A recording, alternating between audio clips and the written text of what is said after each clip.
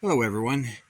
I've had a little leak in the excavator. I wasn't able to find exactly where it was coming from. I knew it was coming from somewhere in these valves you see in front of me. But yesterday as I was doing the excavation, it started leaking a little more. And so I took the seat off and the access covers, and by running the excavator and actually putting it under pressure, I was able to find out where it was coming from. And it actually was this hose you see laying on the ground here. The more silver one to the right is the one that had to be replaced. It wasn't leaking where it was tightened down. It was actually leaking from around the crimped on part on the hose there. So it was kind of hard to find.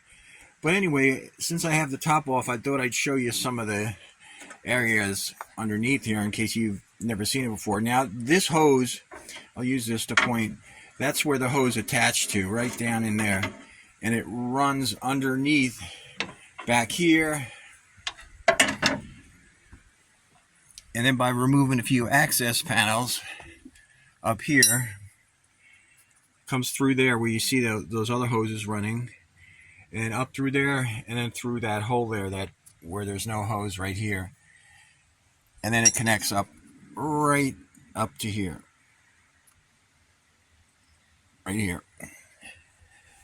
So turned out to be not so bad. It was only like $25 for the connection on it. If I wanted to change the whole hose, it would have been like $130. So anyway, some of the components under here, this is an older excavator, so everything is manual, which I like. You see there's a bunch of linkages down here that control these valves, which are all underneath here and back here. And those valves allow the hydraulic fluid to flow through the hoses depending upon which position you put it in. Now this item right here, this is called the swing motor, and that's what turns the whole cab of the excavator left or right. Now this one has quite a few extra valves in it. It has a few features that not every excavator has, and one of them is the side shift there that moves the boom this way, like breaks it in the middle so you can dig very close to a wall or something like that. So that adds some. And this is the foot pedal that moves that back and forth. And it also has this control over here, which all it does is it takes, if you're just moving the excavator, let's say, excavators move very slowly relative to other machines.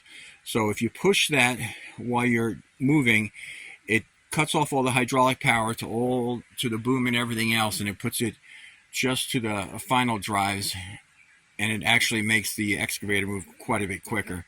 I don't really use it too much, but it does add an extra valve in there. So you can see there's a lot of hoses and a lot of valves and a lot of linkages, all of which can be adjusted. Just thought I'd show you that before I put this back together.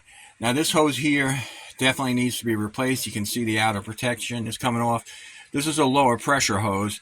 The high pressure actually comes into the swing motor here and on this side, and it'll turn it one way or the other. Just a little clutch in there, about 6 inches in diameter, that controls that whole thing. But they didn't have it in stock, so I had to order that one, the fittings for it.